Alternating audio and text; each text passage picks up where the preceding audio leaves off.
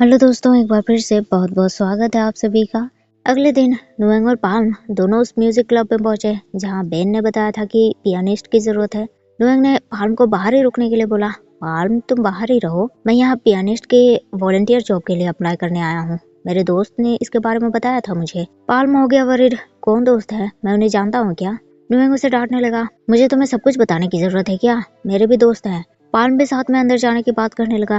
नुएंग ने उसे बोला, अंदर जाकर क्या करोगे तुम बस फिजिकल चीजों में ही ठीक हो, इसमें नहीं।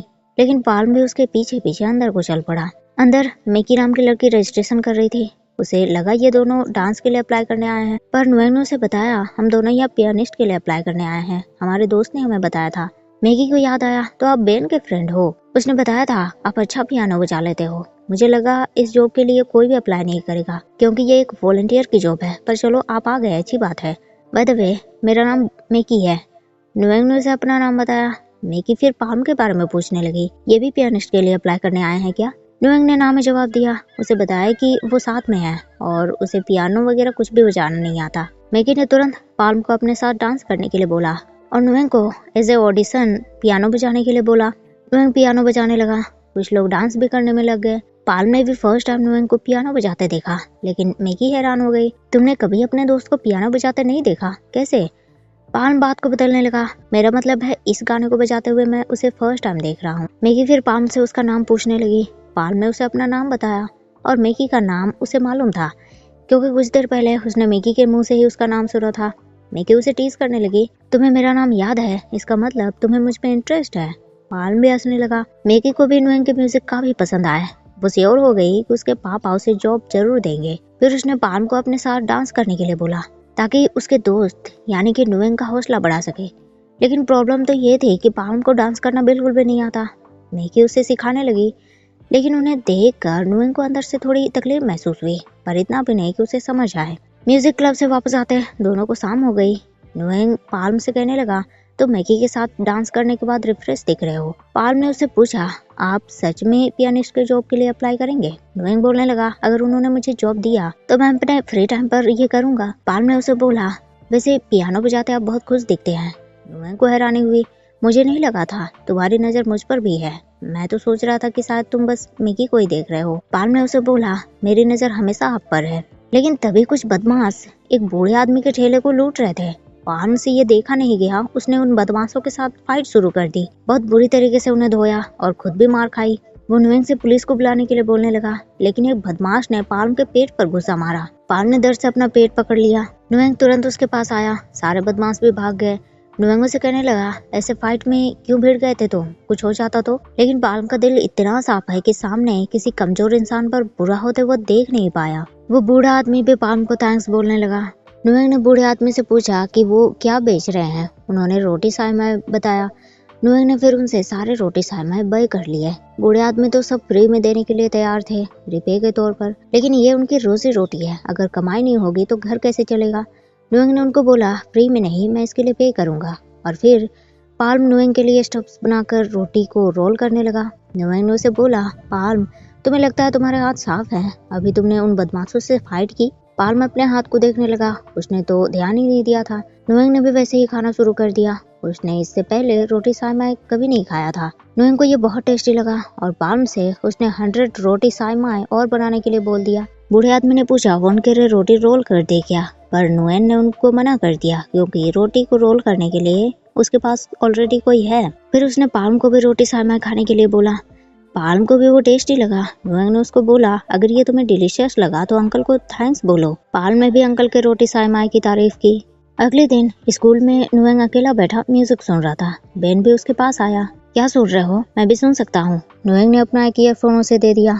बेन भी म्यूजिक को बड़े अच्छे से सुनने लगा। फिर उसने नुएंग को बोला, तुम क्लासिकल म्यूजिक सुनते हो, तुम्हारा टेस्ट सच में बहुत बढ़िया है। नुएंग उसे बताने लगा कि ये मैं म्यूजिक क्लब के लिए सुन रहा हूँ, इन केस वहाँ बजाना पड़ा तो, और थैंक यू, मुझे म्यूजिक क्लब में जॉब मिल गया है। बेन बोलने लगा, मुझे मालूम है, मेकी ने मुझे कॉल करके बताया, वो तुम्हारी बहुत तारीफ कर रही थी कि तुम अमेजिंग पियानिस्ट हो, और देखो अगर तुम मेरे साथ हैंग आउट करोगे तो तुम्हारी लाइफ बिल्कुल भी बोरिंग नहीं होगी। फिर ऐसे ही वो पागलों की तरह हवा में वायलिन बजाने लगा और हवा में उसने नुएंग को भी पियानो प्ले करने के लिए बोला। नुएंग को हंसी आने लगे, लेकिन उधर ही पाल्म पानी पीने आया और उसकी नजर इन दोनों पर पड़ गई। पाल्म को डाउट हुआ, उसे बेन कुछ ठीक ठाक नहीं लगा।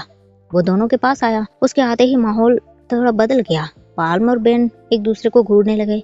नुएंग ने पाल्म से पूछा, वो यहाँ कैसे? पाल्म बोलने लगा, कुछ नहीं, मुझे बस चाइनीज वोकेबुलरी में कुछ पूछना था। नुएंग ने फिर दोनों को इंट्रो करवाया। पाल्म, ये बेन है, क्लास प्रेसिडेंट, जिसने मुझे म्यूजिक क्लब के बारे में बताया था, ये वही है। और बेन, ये पाल्म, मेरे क्लास का न्यू स्टूडेंट। बेन बोलने लगा, हाँ मैंने देखा है तुम्हें, नए स्टूडेंट हो, यहाँ बहुत प्रॉब्लम होंगी तुम्हें शायद, पर अगर कोई तकलीफ हो तो तुम मुझसे बात कर सकते हो। बेन फिर वहाँ से चला गया और पाल्म पूछने लगा, कौन था ये? नुएंग बोलने लगा, अभी तो बताया, बेन, क्लास प्रेसिडेंट। लेकिन पाल्म को तो वो कुछ ठीक ठाक नहीं लगा। मिस्टर नुएंग, ये ट्रस्टेबल है क्या? नुएंग चिढ़ गया, ऐसा कुछ भी नहीं है, स्कूल में बस यही है जो मुझसे अच्छे से बात करता है। और तुम बताओ, कौन से वोकेबुलरी के बारे में पूछने आए थे तुम? लेकिन पाल्म ने तो झूठ बोला था, वो मुझे कुछ भी नहीं पूछना, मैंने उसे आपके साथ देखा तो बस देखने आ गया कि सब ठीक है ना, कोई प्रॉब्लम तो नहीं है। मुझे लगा वो आपके साथ कोई प्रैंक तो नहीं कर रहा। नुएंग उसे डांटने लगा, पाल्म ऐसा मत सोचो, तुम ना मुझे लोगों के बारे में पॉजिटिव सोचने दो, मेरे मन में उसके लिए डर मत पैदा करो। स्कूल एंड होने के बाद नुएंग बाहर निकला। गेट के पास ही पाल्म उस पर नजर रखे हुए था। चनोन कार लेकर आया और नुएंग को तुरंत घर चलने के लिए बोलने लगा। नुएंग पूछने लगा, क्या प्रॉब्लम है अंकल, इतनी जल्दी में? अंकल चानोन उसे अभी कुछ बताने के मूड में नहीं थे। वो नुएंग को जल्दी से कार में बैठने के लिए बोलने लगे, लेकिन नुएंग ने पाल्म को भी साथ में लेकर जाने की बात की और उसे आवाज दिया, पर पापा चानोन और बेटे पाल्म दोनों नानुकुर करने लगे। नुएंग ने दोनों को डांट दिया, आप दोनों बहुत ढीठ हो, मेरा ऑर्डर है, आज से पाल्म मेरे साथ स्कूल आएगा और जाएगा, बस लेने की बिल्कुल भी जरूरत नहीं है। तीनों कार के अंदर बैठे, लेकिन पता नहीं क्यों बेन बहुत ही सस्पिशियस तरीके से उन्हें देखने लगा। अंकल चानोन ने जैसे ही कार को आगे बढ़ाया, दो बाइक सवार आदमियों ने उन्हें ओवरटेक कर लिया और ठीक कार के आगे खड़े हो गए। अंकल ने अचानक से कार को रोक लिया और नुएंग और पाल्म को झुकने के लिए बोला, फिर रिवॉल्वर निकाल लिए। पाल्म और नुएंग काफी घबरा गए, लेकिन वो बाइक सवार चुपचाप वहाँ से निकल गए। नुएंग सवाल करने लगा कि क्या प्रॉब्लम है? अंकल ने बोला सब ठीक है, लेकिन उनके फेस पर अजीब से डर दिख रहे थे। जैसे ही सब घर पहुंचे, नुएंग दौड़कर घर के अंदर आया। वो मॉम से पूछने लगा, क्या प्रॉब्लम हो गई मॉम? पर मॉम ने उसे अश्योर किया कि एवरीथिंग ओके है, कुछ भी प्रॉब्लम नहीं है। पर नुएंग इतना भी छोटा बच्चा तो है नहीं जो उसे बात समझ नहीं आई। वो समझ रहा था कि कोई तो बात है, पर मॉम उसे बता नहीं रही और इसी बात से वो नाराज हो गया। मॉम, आपने कहा था कि आप मुझे रिस्पॉन्सिबल बनाना चाहती है, पर अभी आप ही मुझे कुछ भी नहीं बता रहे, मुझे अभी तक बच्चों की तरह ही ट्रीट कर रहे हैं। और नाराज नुएंग अपने रूम की तरफ चल गया। उसके जाते ही मॉम अंकल चानोन और पाल्म से कहने लगी, इतनी छोटी सी उम्र में अगर मैंने उसे सब चीज का प्रेशर दिया तो शायद ये बहुत ज्यादा हो जाएगा। तुमने देखा ना चानोन, पापा के गुजरने के बाद मुझे इस काम में ज्यादा दिन भी नहीं हुए हैं और लोग ऐसे वार करने लगे हैं। अगर मैं अकेली रहती तो मुझे कोई डर नहीं था, पर मैं अपने बेटे को कुछ भी नहीं होने दूंगी। पाल्म, मेरा बेटा नुएंग बहुत ही सॉफ्ट हार्टेड है, मुझे नहीं पता कि कोई पर्सन उसे क्यों अप्रोच करता है, वो उससे क्या चाहता है, पर तुम्हें उसे संभालना होगा, प्रोटेक्ट करना होगा, फिजिकली भी और मेंटली भी। पाल्म ने भी मॉम को प्रॉमिस कर दिया कि वो हर तरह से नुएंग को प्रोटेक्ट करेगा और नुएंग ने भी उनकी सारी बातें सुन ली। तो इसी के साथ एपिसोड 2 यही एंड होता है। वीडियो आपको कैसी लगी कमेंट करके जरूर बताइएगा। पसंद आया हो तो लाइक शेयर जरूर कर दीजिएगा। मिलते हैं फिर नेक्स्ट वीडियो में, तब तक के लिए थैंक यू, शुक्रिया, बाय बाय।